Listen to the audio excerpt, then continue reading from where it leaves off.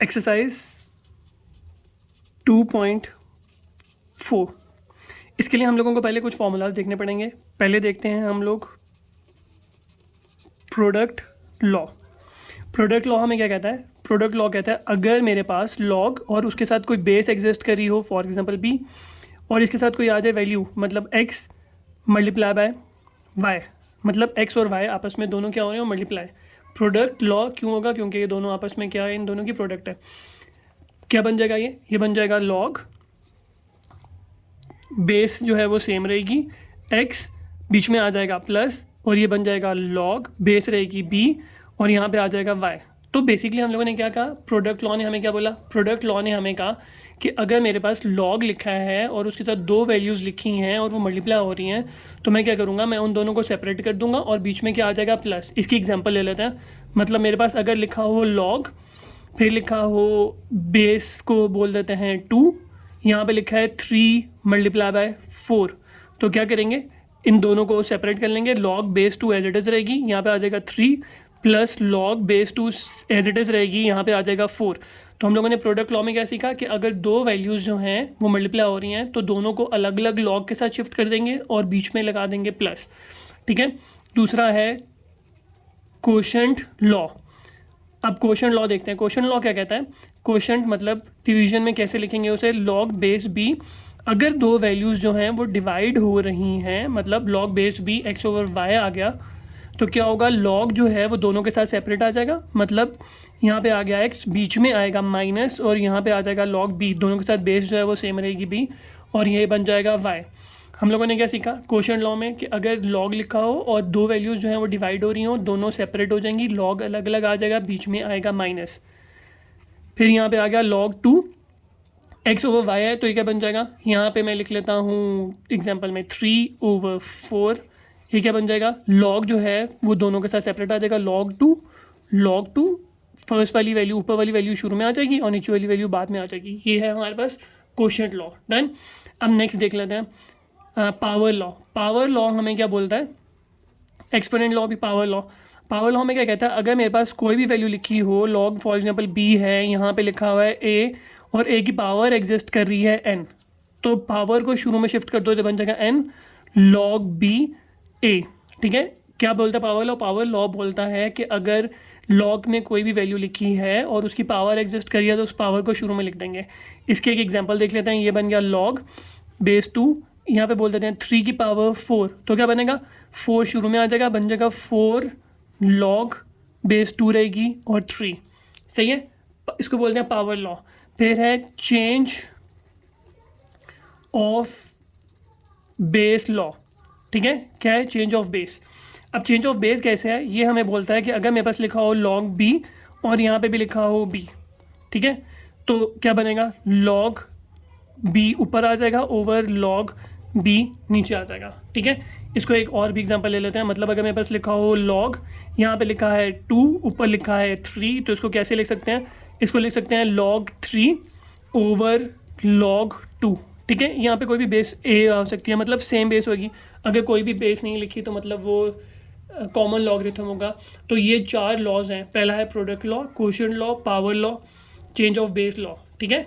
क्या क्या सीखा हम लोगों ने? हम लोगों ने सीखा पावर लॉ, प्रोडक्ट लॉ में कि अगर लॉग के साथ दो वैल्यूज़ लिखी हैं, मल्टीप्लाई हो रही हैं, तो लॉग सेपरेट आ जाएगा और दोनों वैल्यूज़ के बीच में प्लस आ जाएगा।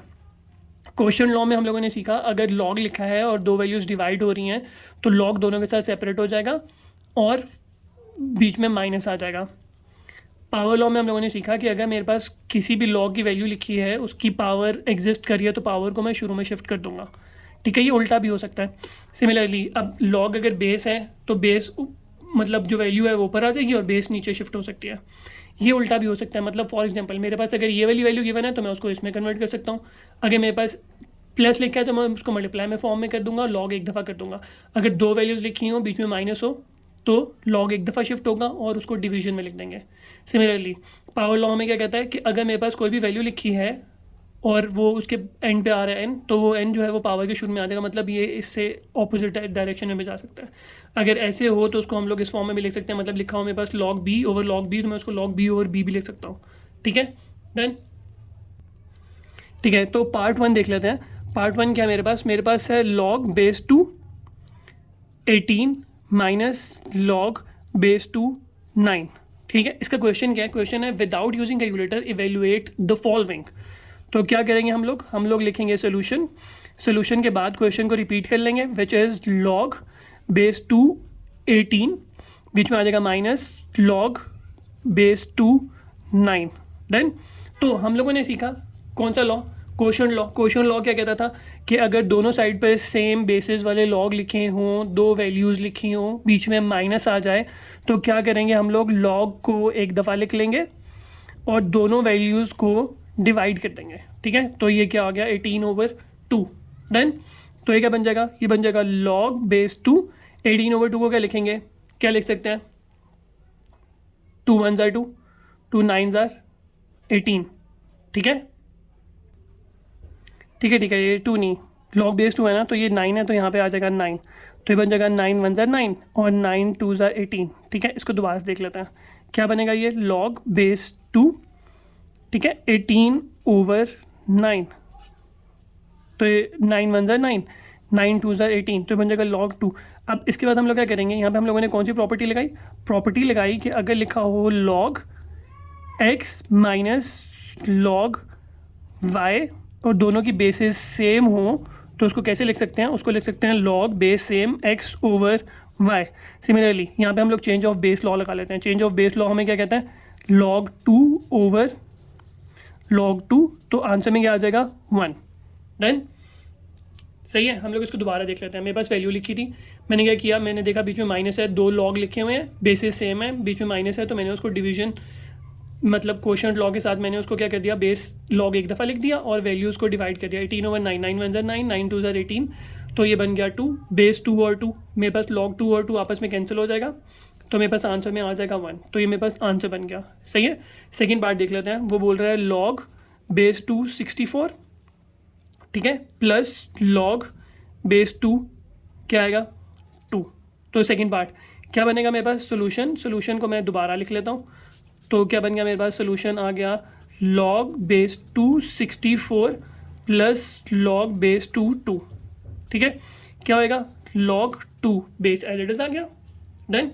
उसके बाद देखते हैं, यहाँ पे लिखा है 64 + 2, अगर प्लस है तो प्रोडक्ट लॉ क्या कहता था, प्रोडक्ट लॉ हमें ये बोलता था कि अगर लिखा हो log a x, बीच में लिखा हो प्लस log a y, तो उसको क्या लिखो, उसको लिखो log a x into y, ठीक है। मल्टीप्लाई भी डाल सकते हैं x डॉट y, तो ये बन जाएगा 64 × 2, तो ये बन जाएगा log बेस 2 128, ठीक। अब 128 का मैं अगर एलसीएम ले लूँ तो मैं इसको रफ वर्क में इधर साइड पे मैं 128 का एलसीएम ले लेता हूँ, तो ये बन जाएगा 128, 2 के साथ करेंगे 64, 2 के साथ करेंगे 32, 2 के साथ करेंगे 16, 2 के साथ करेंगे 8, 2 के साथ करेंगे 4, फिर 2 के साथ 2, 2 के साथ 1, तो कितना आ गया 2, 1 2 3 4 5 6 7, तो ये बन गया 2⁻⁷, तो ये बन जाएगा log बेस 2 2⁻⁷, डन। अभी देखते हैं, हम लोग लगा लेते हैं यहाँ पे पावर लॉ क्या कहता है, जो भी पावर होगी वो शुरू में आ जाएगी, बन जाएगा 7 log बेस 2 और 2, ठीक है।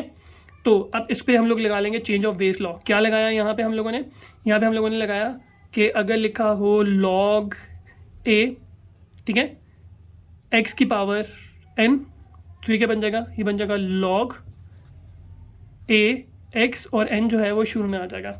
यहाँ पे आ गया change of base law. Change of base law हमें क्या कहता है, log 2 ओवर log 2, तो log 2 और log 2 कैंसिल हो गया, मेरे पास आंसर में आ गया 7।